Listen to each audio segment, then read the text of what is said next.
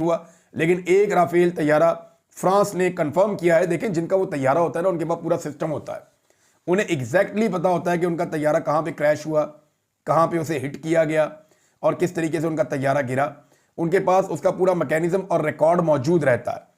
तो अब जो फ्रांस है उसने ये कंफर्म कर दिया है कि एक तैयारा कम से कम राफेल पाकिस्तान ने गिराया है। भारत के लिए बड़ी शर्मिंदगी की बात है। अब इस सिचुएशन से निकलना कैसे है?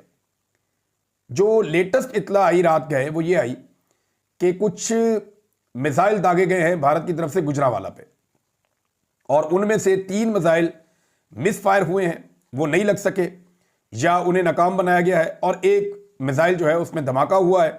गुजरांवाला के शहरी ये कह रहे थे कि 2 धमाकों की हमने आवाज सुनी है। अब ये सिचुएशन है।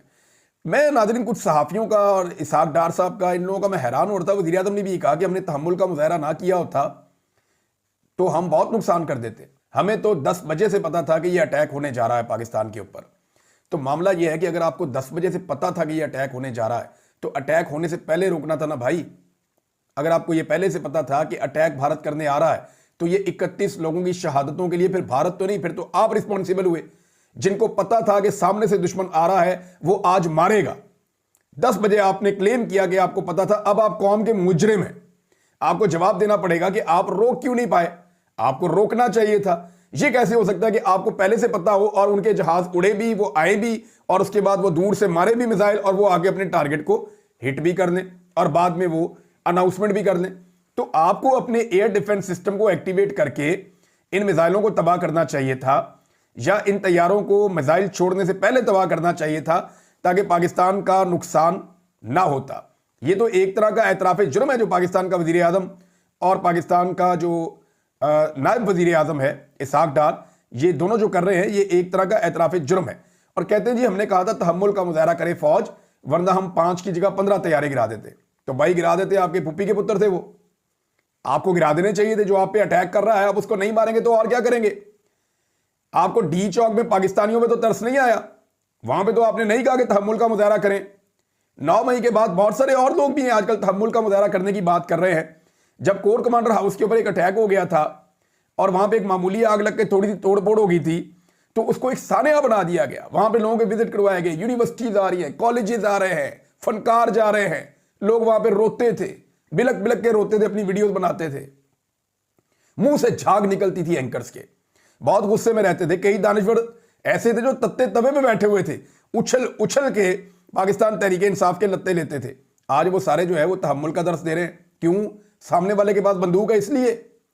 भाई आज सामने वाले के साथ आपका मुकाबला है और बराबर का टक्कर का मुकाबला है, तो यहां पे पूरा मुकाबला करना चाहिए।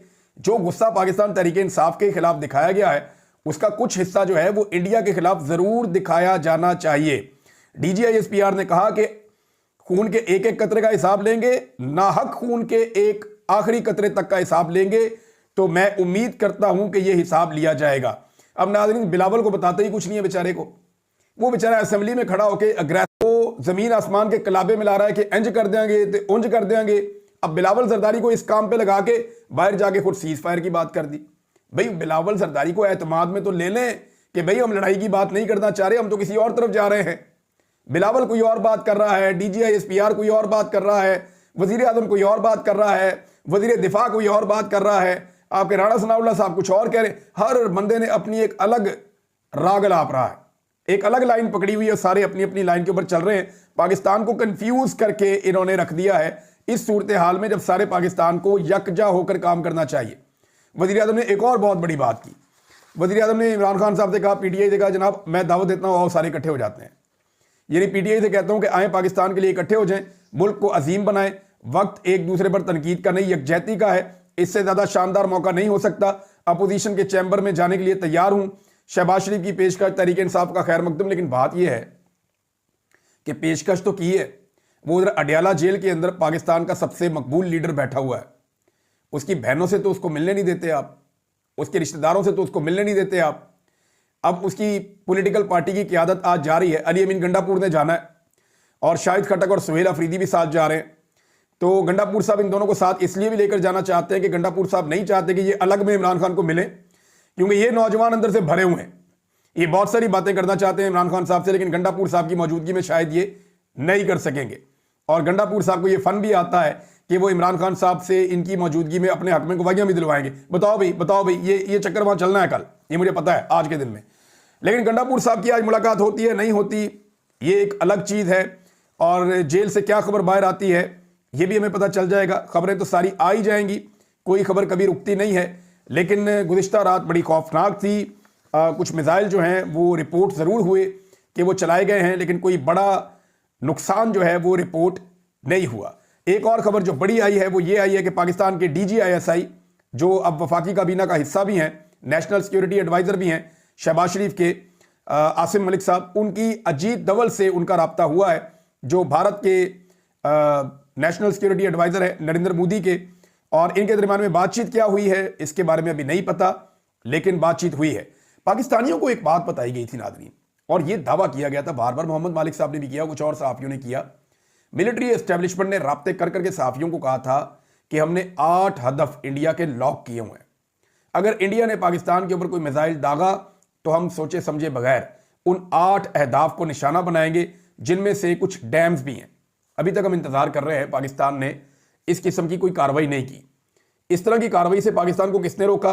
तो एक ही जवाब है कि पाकिस्तान ने इंटरनेशनल जो स्टेक होल्डर्स हैं उनको यकीन दिला दिया है कि अब हम, अगर इंडिया हमला नहीं करेगा तो हम भी कोई कार्रवाई नहीं करना चाहते, तो हमारी तरफ से सीज फायर है। ये राणा सनाउल्लाह साहब ने ओपनली ये बात कह दी है। राणा साहब वैसे इस बारे में मशहूर हैं कि जो बात बाकी लोग नहीं कह पाते, राणा साहब कई दफ़ा वो बात कह देते हैं।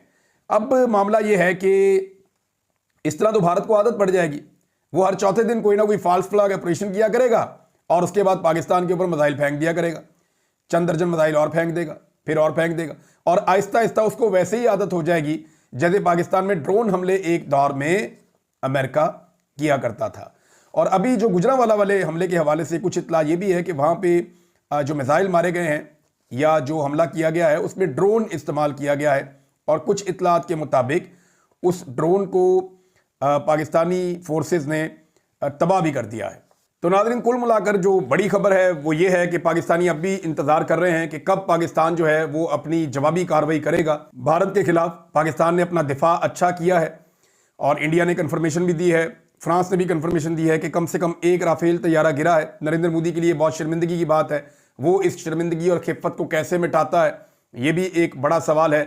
लेकिन हमारे पास जो सबसे बड़ा सवाल पाकिस्तान में है कि पाकिस्तान जवाबी कार्रवाई कब करेगा, और वो जो 8 जगहों पे पाकिस्तान ने कहा था कि हमने निशाना बनाना है और जो पानी हमारे रोके गए हैं उनको हमने खोलना है, उस हवाले से पाकिस्तान कब एक्टिविटी करता है। अब तक भारत के खिलाफ पाकिस्तान ने अपना दिफा अच्छा किया है और इंडिया ने कंफर्मेशन भी दी है, फ्रांस ने भी कंफर्मेशन दी है कि कम से कम एक राफेल तैयारा गिरा है।